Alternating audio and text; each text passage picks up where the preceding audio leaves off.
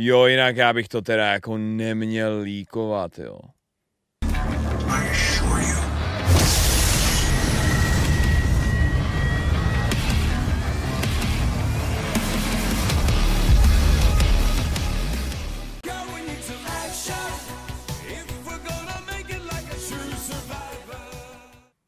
Call of Doom. Příběh bizarní Doom zrušený hry. Hail to the king, baby. Jo, to je ten Doom, co měl být místo Doomu 2016. To byly ty líknutý gameplaye, že jo? To byl ten Doom 4 leaked. To byl tenhle cancel 2007 až 2013 prototyp, co vypadá jak Rage, protože běží na Rage engineu, že jo? Nebo na It engineu, který místo toho vyšel Rage.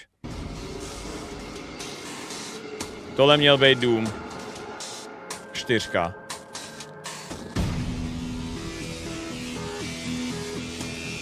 A vidíš, že to má barevnou paletu, i tu brokovnici a tohle, PIS filter, že to prostě vypadá jak Rage, co pak vydali 2011. Ale, co je třeba zajímavý, měli tam nápad, že by mohli mít glory killy.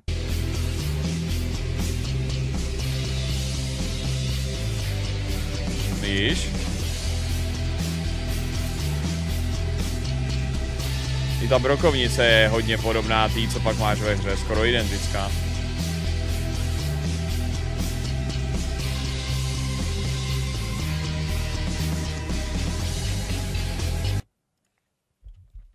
Takže o tom teďko vyšel 20-minutový video o tom, jak to celý to? Já miluji GVMERS kanál. Máte titulky? Máte smůlu. Jste moje rukojmí teďko, jdu se dívat na tohle, ať se vám to líbí nebo ne. Tu Hades 2 si chci dát, ale asi nebudu teďko dělat run na streamu.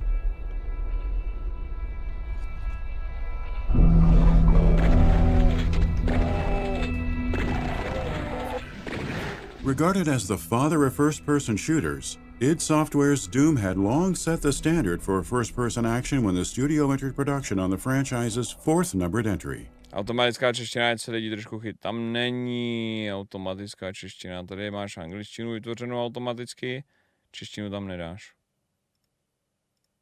Doom 3 hadn't exactly hit the mark, though. A sentiment shared among critics and series faithful begrudged the game for prioritizing its technical prowess at the expense of gameplay.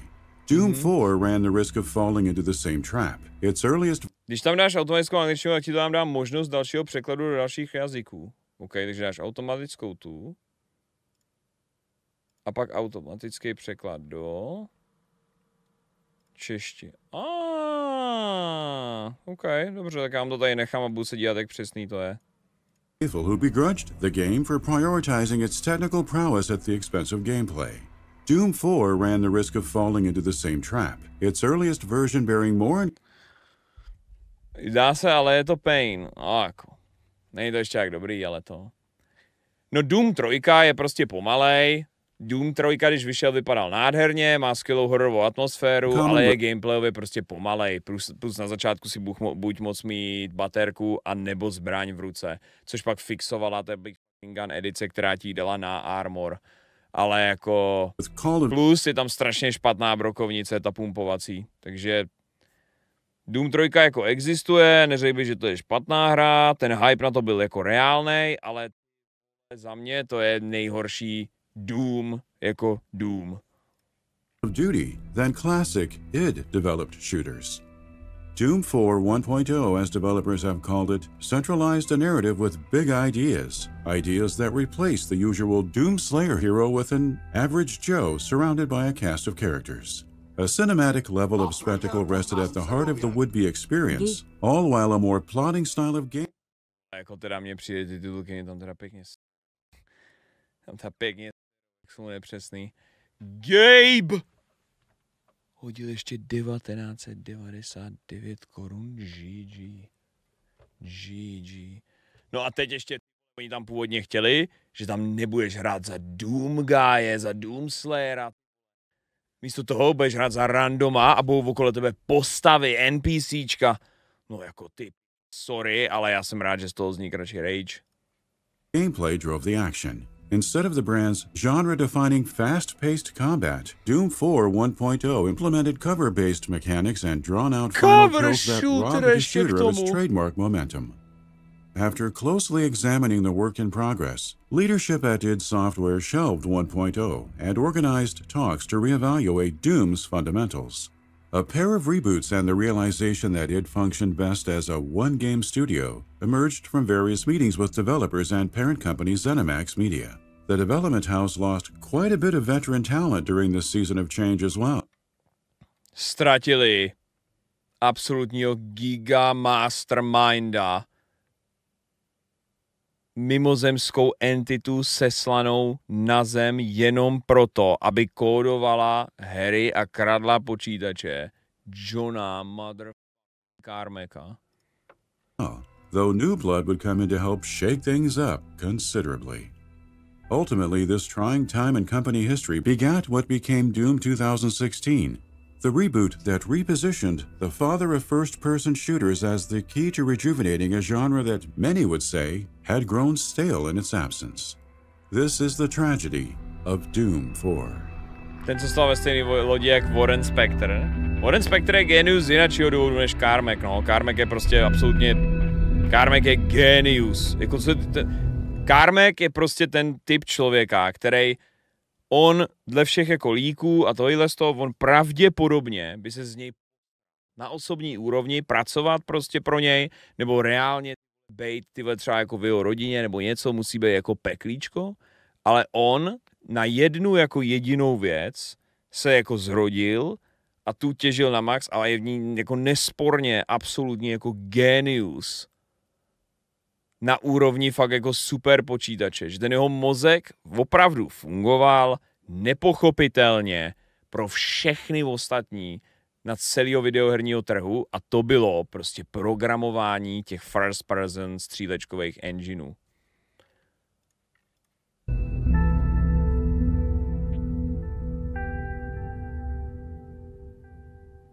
This video has been brought to you in part by boot.dev. Are you ready to dive into the world of back-end web development? If you've been looking for an exciting interactive way to learn, then look no further than boot.dev, the smartest way to master back-end development using Python and Go. Boot.dev doesn't just teach you code, it brings it to life like a captivating RPG game. With their hands-on lessons, you'll get plenty of real-time coding practice because they know the only way to learn is by doing. And if you ever get stuck, there's Boots, the bear wizard who guides you through each lesson, helping you understand instead of just handing over answers. Beyond lessons, boot.dev keeps you motivated with achievements, levels, and an active Discord community ready to help if you're ever in a jam. So what are you waiting for? Click the link in the description and use our code for 25% off your first month, or the entire year if you go annual. They have a solid 30-day refund policy and a free course demo, allowing you to try it risk-free. Get started with boot.dev and level up your coding journey today.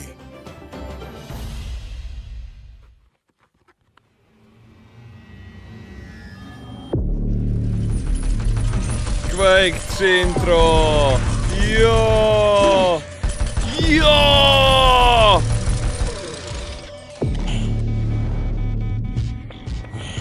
Teď mezi ně skočí a teleportuju ho do arény.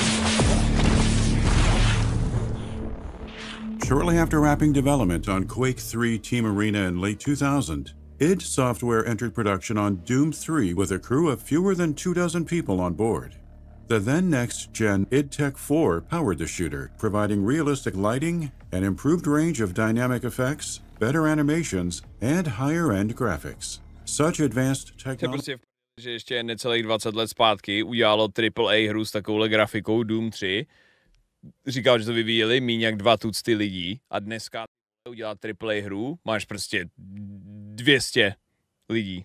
Nový kotko dělá, aby to stíhali 6 studií a dohromady třeba 800 lidí.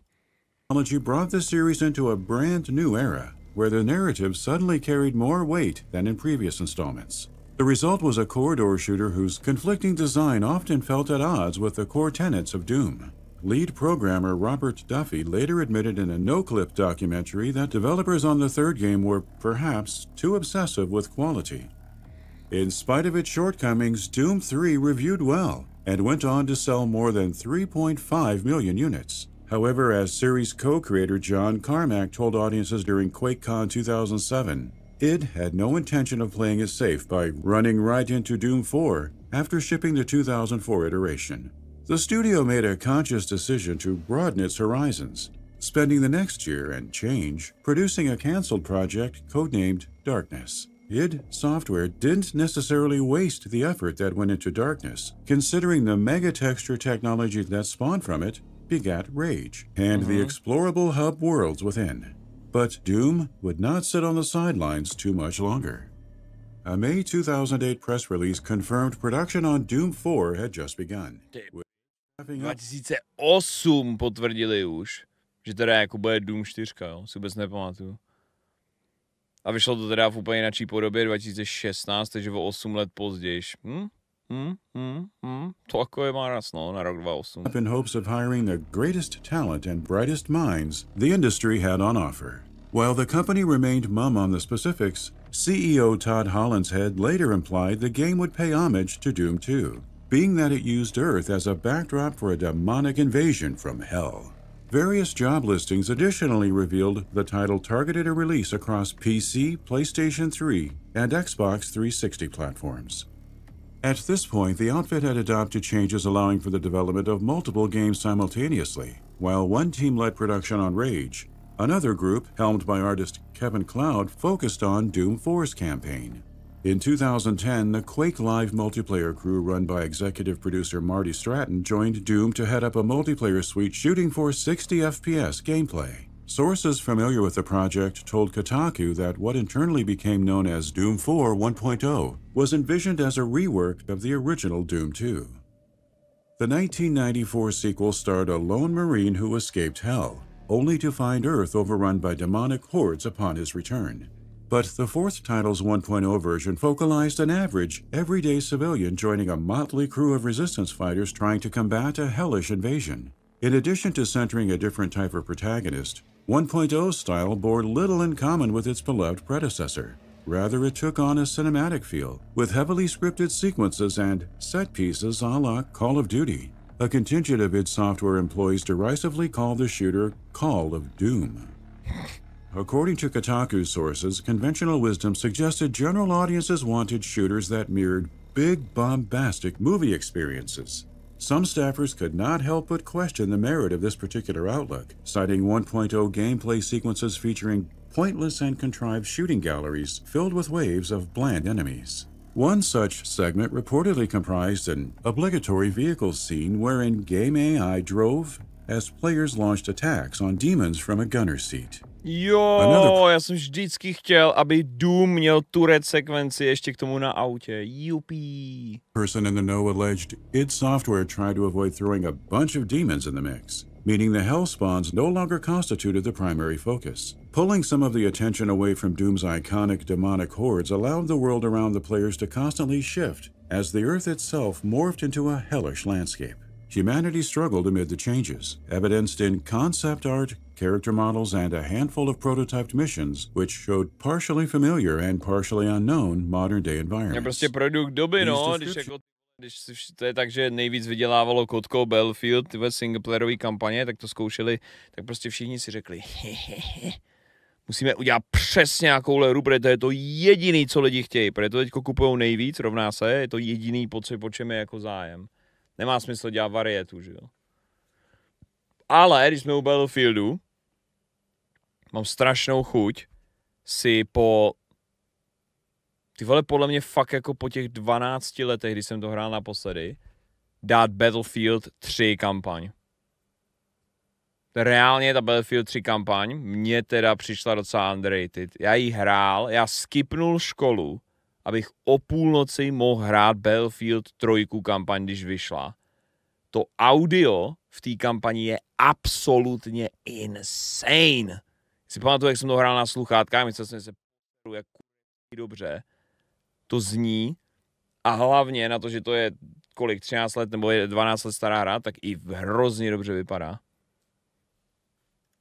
More or less matched leaked screenshots that hit the internet in February 2012, though the depicted scenes were out of date by then.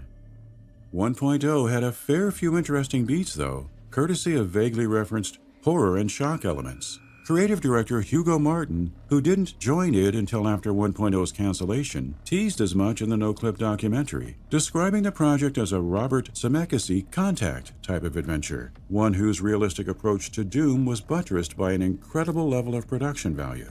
Still, Martin argued the original prototype drifted too far from the Bad Company 2 franchise's kampaň je dobrá. Marty Stratton Battlefield echoed this 4 sentiment, kampaň už je divulging how taková... the opening sections featured more zombie-type creatures than demons.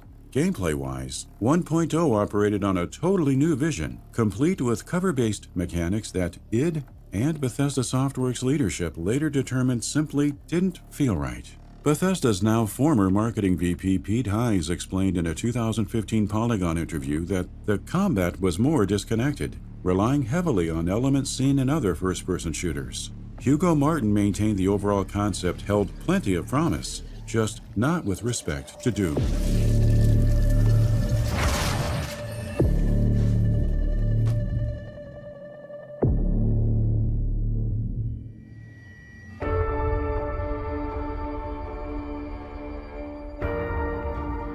Bethesda Softworks owner ZeniMax Media acquired id Software in June 2009 for $150 million. To jsou směšný částky. Prostě tvůrce Dooma, ty engine a podobně za 150 milionů. A pak jako vidíš prostě, že kupuje Microsoft, kupuje ty Activision Blizzard a stálo to ty kolik prostě miliard, že jo. To samý pak tu Bethesdu, za kolik koupili celou Bethesdu, že jo. To taky prostě neskutečný peníze. Forces that facilitated the Doom creator's continued growth and its ability to double down on what it did best. But neither ZeniMax nor id exerted much oversight throughout Doom 4 1.0's production. Reportedly, id executives did not check on the campaign team's progress until after Rage shipped in October 2011. Following a long period of evaluation during the year's final months, higher-ups determined 1.0 had failed to meet their standards and wasted no time shelving the project, a decision many developers agreed felt long overdue. Kevin Cloud, who handled the build's upper-level creative direction, also deemed it the right call in retrospect, admitting 1.0 had veered too far off-path. A leaked CG trailer showcased the direction that sent alarm bells ringing internally, its footage boasting all the hallmarks of a military-style shooter. With this version in the rearview mirror, the first 1.0 reboot encouraged participation from all crew members. Insiders who spoke to Kotaku claimed in-office morale received a much-needed boost as the ideas flew. Such a period only lasted for a short while, however. Between late 2011 and the end of January 2012, id Software conducted a Doom 4 meeting in an attempt to break down the franchise's fundamental elements. Co-creator John Carmack simplified the conundrum by highlighting Doom's two main points of interest: demons and shotguns. Apparently, the gathering wasn't enough to get the ball rolling on the rebooted shooter. One developer alleged that Rage's commercial shortcomings and lukewarm reception precipitated ZeniMax becoming more involved with the goings-on at id Software. Suddenly, jako Rage prostě je hodně zapomenutá, no, střílečka, že prostě byla jako komerčně nic moc, recenze má vlastně taky, ale jsem jí hrál vlastně jak jako vyšla, mně přijde jako docela underrated, ale té hry je, že ona se snaží dělat strašně moc, ta jednička teda, se snaží dělat strašně moc věcí, protože tam jsou závody, jdou tam hrát karty, je tam craftění special nábojů, je tam open víc lokace, pak tam jsou mise, pak jsou ty samé mise, které běžíš pospátku, do toho tam je prostě příběh, je tam jako víc frakcí a tohle z toho, jo. Že prostě ten Rage se snaží dělat strašně moc věcí a z toho jako dvě jsou jako opravdu vlastně dopečený. Plus nemá žádný pořádný konec, ten konec je joke. A ten engine byl prostě nedostatečný, protože jakmile se otáčíš, tak se nestíhají loadovat ty textury, což je problém, který vyřešili až u Dooma 2.16 engineu, no. No a Rage 2 oproti tomu běží v pohodě a střílení tam je dobrý, protože ho dělali prostě lidi z id a všechno ostatní je absolutně generická. On at id Software. Suddenly, internal plans for Rage 2 ground to a halt. In the span of 2 months, ZeniMax met with studio leads, shelved the Rage follow-up, and scaled back its DLC development. The veteran outfit appeared, from ZeniMax's perspective, unable to manage multiple productions at once. As such, Doom 4 graduated to id's sole focus, meaning other previously active projects were either postponed or outright canceled. Marty Stratton offered a disparate point of view when speaking with NoClip. According to the executive, id approached Bethesda Softworks' VP of Development Todd Vaughn sometime after the Doom 4 meeting and asked for assistance regarding the unwieldiness of the company at large. Stratton insisted the choice to refocus the studio on just one project spawned from the realization that id had grown to an almost untenable degree. But regardless of the particulars, the reorganization in early 2012 culminated in yet another creative reboot for Doom's beleaguered fourth mainline installment, this time for 8th generation hardware. When it finally stops, Hail to the it king. reports your survival, just in case you stop paying attention. There are buildings nearby. Wreckage. Mars. Death.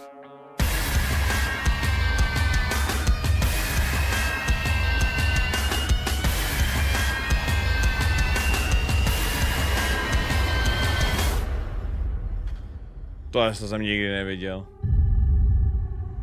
Reportedly, the abandonment of Rage 2 mixed with Doom's prioritization caused a schism at id, whereby a power struggle emerged as the two groups Ty kolik tam má těch láhví, bro? mixed with Doom's prioritization caused a Co kolik tam má těch vypitých láhví? Tady je někdo locked in. schism at id, whereby a power struggle emerged as the two groups coalesced into one. The Rage code base constituted the new guide for the rebooted game's forward momentum, necessitating a lengthy team effort that involved the transfer of Doom's various features.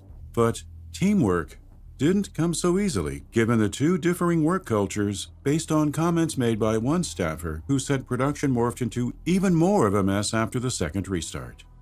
While both team leads tried establishing best practices, the vision for what Doom 4 would become grew muddy rather quickly.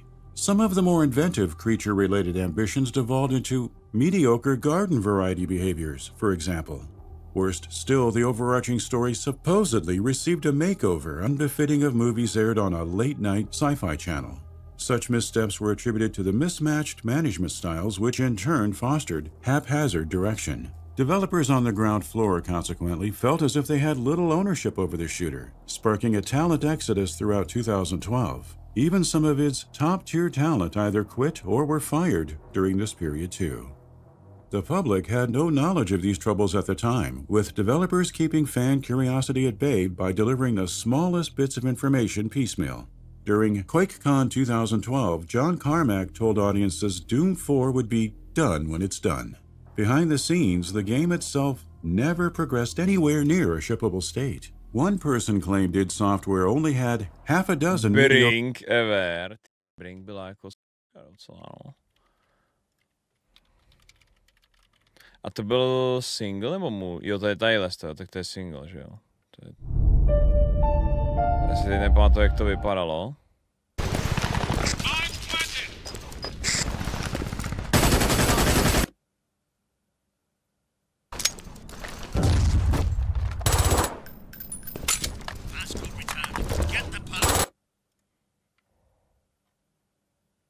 Jo. Brink si pamatuju, ale nehrál jsem ho. Ještě byla jedna hra singleplayerová 2010 až 12, takováhle střílečka, která byla jako super zapadla, ale nebyla moc dobrá. To show for this specific version of the experience because of poor management, poor communication, and an inability to nail down the design. The stunted momentum allegedly jolted a frustrated ZeniMax into action in the first half of 2012. People familiar with his operations told Kotaku that ZeniMax offered an ultimatum, which essentially boiled down to finish the game or else. Exact details concerning the uncorroborated threat were not clarified, yet speculation picked up steam around its headquarters in the Dallas-Fort Worth area. One such rumor hinted ZeniMax would shutter the outfit if it didn't complete Doom 4 within a year's time. However, other far more likely rumors suggested ZeniMax threatened to reduce the Doom developers' role into that of a technology-focused satellite dedicated to supporting the proprietary id Tech 5 engine. Bethesda Softworks addressed Kotaku's April 2013 report with a statement confirming Doom 4 remained in development. When discussing the game's production, id executive Marty Stratton made no mention of the report or rumors about the supposed ultimatum from ZeniMax. He instead stated Bethesda deserved a lot of credit for sticking by the studio through the tumultuous period which continued into 2013 when President and CEO Todd Hollinshead left to pursue personal interests. John Carmack resigned that November as well. Later telling USA Today, he opted to not renew his contract because it became clear that he would not have the opportunity to do any work on VR while it did software. Notably, John Carmack už 10 let zpátky, ten prostě řekl, OK, engine už mě nebaví, ale už jako jsme tady hitnuli nějakou fotorealističnost a přišlo VR. A on se prostě udělal do VR a řešil VR, až se nakonec prostě přesunul pod Facebook, myslím, a nevím, jestli furt je pod metou, nebo už je někde jinde. Carmack had previously promised Doom 4 would implement the VR functionality supported by Oculus Rift. Stratton viewed the restructuring and subsequent departures as a process teams go through amid great change. The executive confirmed that those who disagreed with the shakeup left or were let go. Such shifting tides weren't entirely considered a negative. After all, change opened the door for new talent to come in and inject a fresh wave of energy into both id and the still struggling Doom 4. The result? The critically acclaimed and much beloved Doom 2016. Oh.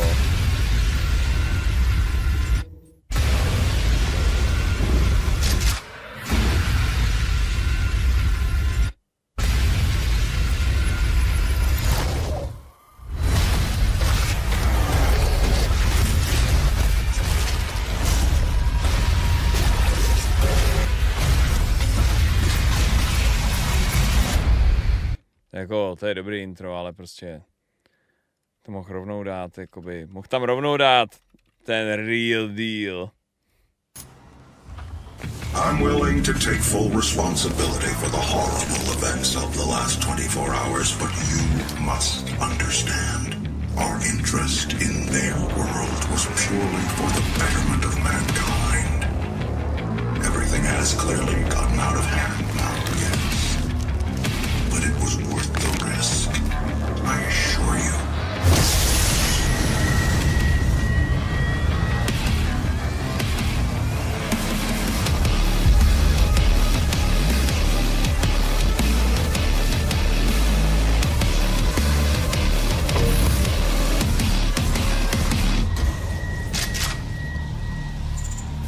Jo.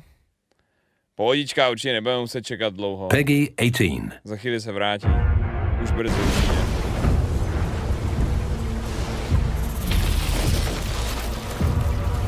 Jo, jinak já bych to teda jako neměl líkovat, jo. Já bych to asi jako neměl líkovat.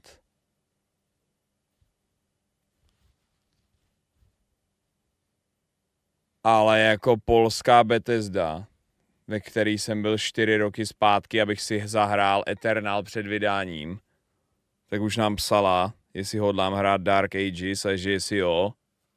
Takže moc dobře věděj, jak velký Doom fanoušek jsem pro českou jako scénu. Takže až budou mít ready Dark Ages, takže mám přiletět prej.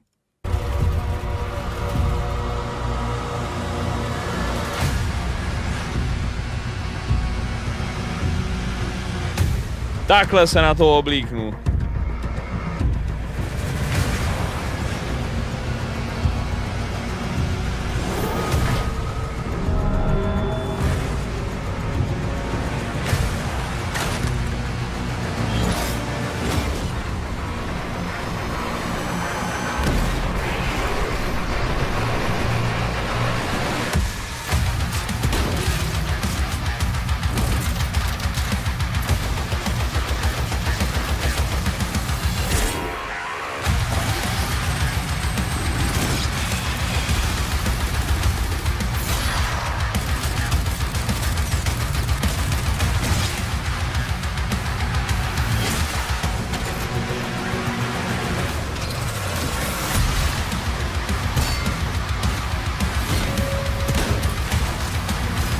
Perfect, Perry.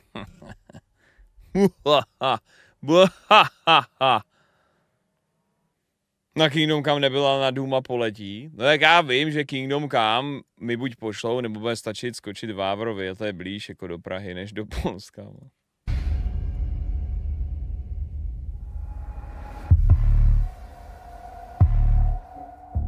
2013 marked the project's final reboot, giving the studio approximately 3 years to transform Doom 4's disparate parts into a fun and cohesive shooter. Hugo Martin, an artist and writer with credits on Uncharted, Drake's Fortune, and Guillermo del Toro's Pacific Rim, joined it as creative director and helped set the stage for the long-awaited Doom revival. The Stratton and Martin-led crew shed much of what had come before and, in doing so, reprioritized the brand's fundamental gameplay pillars. In Shack News' piece about the making of Doom, Stratton and Martin also recalled the conscious decision to revisit classic monsters such as Barons of Hell, Imps, and the Mancubus, all of whom underwent a redesign to the chagrin of fans for Doom 3. But despite the emphasis on re-examining the series' roots and developing novel ideas, the studio had no interest in abandoning all of 1.0 and its later iterations. Stratton disclosed that Doom 4 1.0 boasted a sync melee system, whereby players would close in on a foe and initiate a synced animation melee attack that insta-killed the targeted enemy.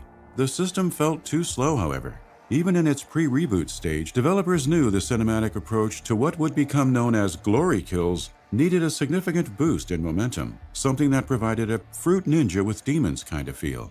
Animators devised a solution by creating animatics that sped up the synced animation system, a process which directly informed Doom 2016's push-forward combat and glory kills. For veterans like Kevin Cloud, who'd been attached to Doom 4 in its numerous forms, the system's gradual formulation recontextualized their approach to first-person shooters. The endeavor to design the fastest and most chaotic Doom game would not go unnoticed either.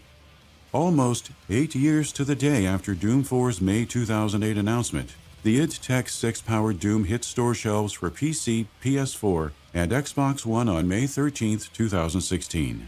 The franchise reboot, not unlike its predecessors, redefined first-person shooters with visceral gameplay, a genre-defining heavy metal soundtrack, and an unmatched sense of responsiveness. Stratton and company contend the award-winning shooter wouldn't have been possible without the myriad missteps along the way. By the same token, the future of Doom would scarcely look so promising if not for the highs and lows that dogged Doom 4 1.0's trek through the development hell from which it eventually ascended.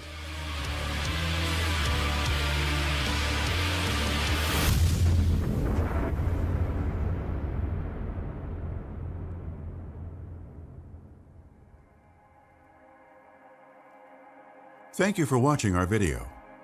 We'd like to take this time to thank, by name, the generous Patreons. Já si myslím, že jako je dobře, no, že tenhle ten Doom nikdy nevzniknul, že to prostě chcíplo. 2013. Ice Cold Water $1. Protože prostě by to té značce uškodilo víc, než teda prospělo. Takhle. Stačilo si jako počkat, sice fakt dlouhou dobu, ale ten 2.16 za to stál a ten Eternal jako tuplem. Teď ještě, jestli jako i ten Dark Ages bude jako furt dobrý, tak máš jako celou novou trilogii, což to máš 3 celý nový Doomy.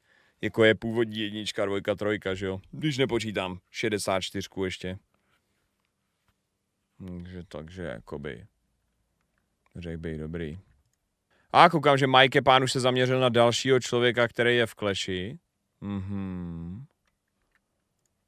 Takže to rozhodně nepotvrzuje tu tézi, že ten opat mu je vlastně jako, nebo minimálně teda ty holky jsou mu jako absolutně, že tam jde o jako samozřejmě osobní obohacení a pak nějakou pomstu organizátorům Clashe a pak až možná někde na úplném dně je nějaký zájem o to, co se tam reálně děje.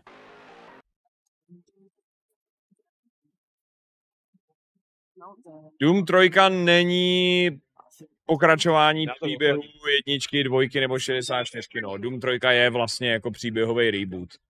To je pravda. Doom 3 je jako příběhový reboot, no.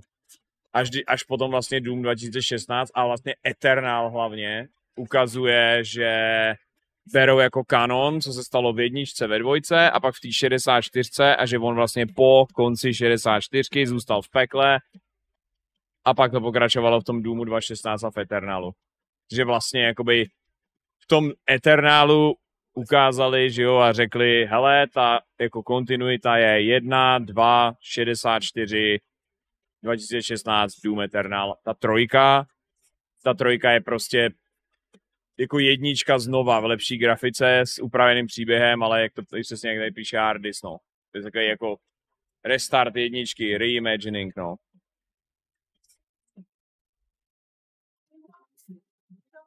Dark Ages má být kde v timelineu?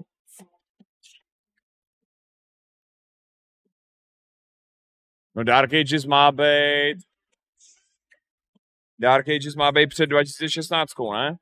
To ještě když jako byl, to ještě když byl mezi Sentinelama, předtím než ho zavřeli do rakve. Dark Ages bude před 2016, no. To bude jak tam, jak v Eternalu má ty flashbacky, jak ho našli v té aréně a dali mu prostě to, že jo, jak z něj udělali super člověka a pak ho poslali jako do služby, že jo. Než on se z ní samozřejmě jako odtrhl a začal dělat bordel ve 2016 a v Eternalu. Takže to bude to, takže Dark Ages bude po 64, ale už když má jako to, když má svůj armor a všechno tohle, no. Myslím si, ten Dark Ages jako reálně podle mě bude prostě končit tím, že ho zavřou do té rakve, ze který on pak vyleze ve 2.16 a jako se to jako propojí, no. To je jako prostě to.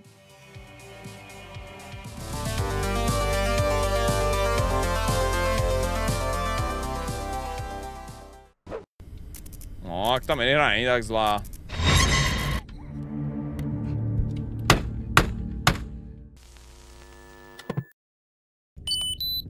Let's go log in. On tam bude chat, on už tam bude. On tam už bude, on tam bude, on tam...